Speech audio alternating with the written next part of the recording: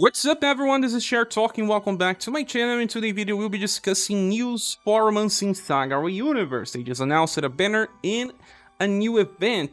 This new event called 333 Win Streak Tigers Tag Team Match.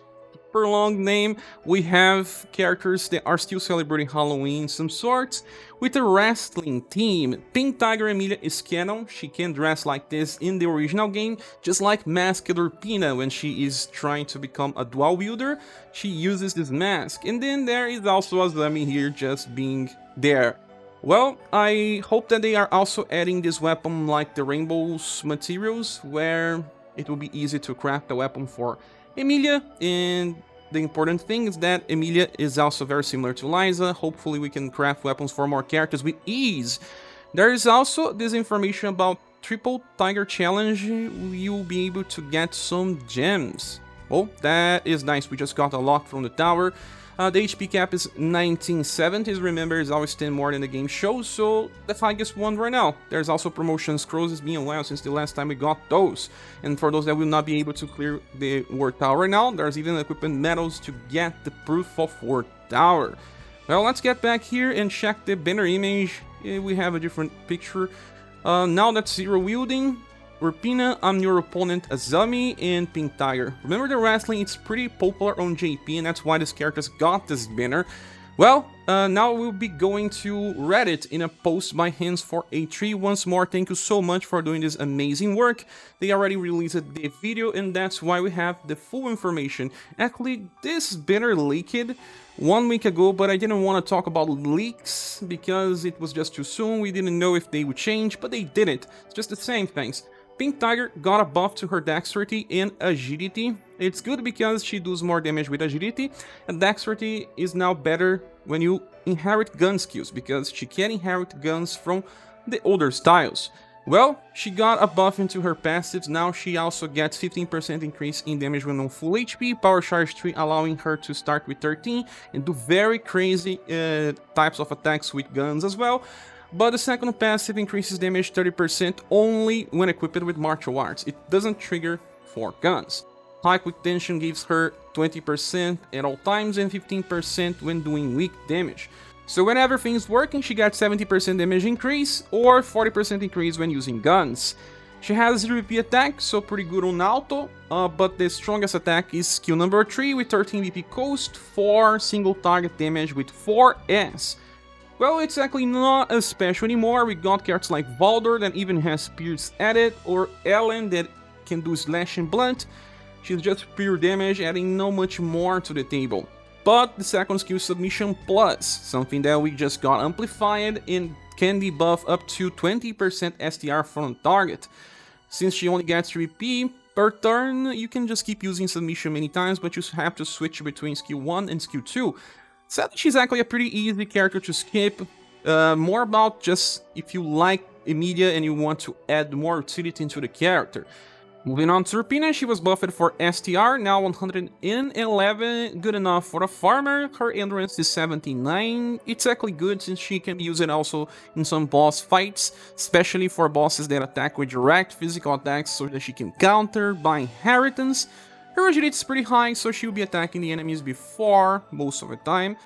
And now for passive, she has a 50% chance to buff her STR by 25 and also recover plus 2 BP on the start of a turn.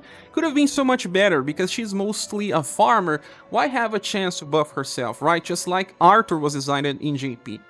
They could have just changed for, I don't know, 15% buff and 1 BP on the start of a turn. It would be reliable, especially when farming. Then the second passive, she grants herself a 20% attack enhancement. That's what I got from JP, hope it's still the same. And then she recovers 2 BP. That means that in 3 turns she gets access to 20 BP. And then on turn 4 she gets plus 2, just like human female. Because she can use very cheap attacks, it's actually helping her a lot when farming. High battle tension gives her plus 1 BP as well, and 20% increasing damage. So when farming, you have only access to 40% damage passives, a chance to buff STR, but that allows her to use plenty of different inheritances to her favor. Like Crossbreak from the UDX style 3 times in a row. It's one of the strongest slash attacks in the game, and 3 times in a row, it's amazing. Or you can also use Torrent, that uses 10 BP and recovers 1 every time that she counters, and she will have more BP available in 3 turns than any other version of her. Now, for her own skills, we have her 0 BP skill that is Slash and Blunt, with stun chance, just to help against Kazinsi. Damage is not important here. The second skill is a 7 BP AoE attack with Slash and Blunt, and she can use this 3 times in a row, allowing her to farm story in events. And she's not as strong to solo content, but will help in many scenarios with both Slash and Blunt. Now, skill number 3 is 11 BP triple S attack for Slash and Blunt. Kinda too costly, she can use on turn 1, but you are much better inheriting Crossbreak to use it 3 times instead of this attack. But it relies on having the UDX style. Moving on to Azami, she got buffed for STR and Agility for more damage and more evasion, and a little more endurance and removing Dexterity. Well, she does not use Dexterity, so this is a full buff. She also has very high intelligence for debuffs. She is a specialist to inflict ailments in boss fights. Will also help in Remembrance. Well, on the start of a round, she gets 10% buff to STR and Agility to increase damage, and also enters an evasion stance. That's just like, you know, old version of Xenon, the first limited Madeline, also the debuffer Monica. This is very nice for farming. And then the second passive gives her 1 BP on the end of a turn and start the fight with 12. This allows her to inherit the full AoE fast attack from the Global Axe style and use it 2 times in a row, double element A power. Yeah, she stays relevant even if you are fighting against enemies aligned in a column or in a row. Very nice if you have that style. And then High Protect Tension decreases damage by 30% and inflicts 20% more. It's actually the only damage passive that she has access to, but since she buffs STR and Agility, the damage won't be that bad. Now, for her own skills, she has a 2 BP attack that grants Monolith down to enemies for only 1 turn, but it's fast, just like Rabbit has in the past, so the enemy will do less damage in boss fights. This is very nice since you can use it anytime. Then for skill number 2, you have a column attack. Well, this only helps with Real Queen, and can inflict poison and darkness to the targets, with medium chance for 4 turns. Her intelligence should be enough in most scenarios, but not against very hard challenges. And the last skill is a 12 BP attack with triple S, full blunt, and grants herself morale up extra large. That should increase her damage for 40% and lasts for 5 turns. So that's how she gets more damage passive in a long fight.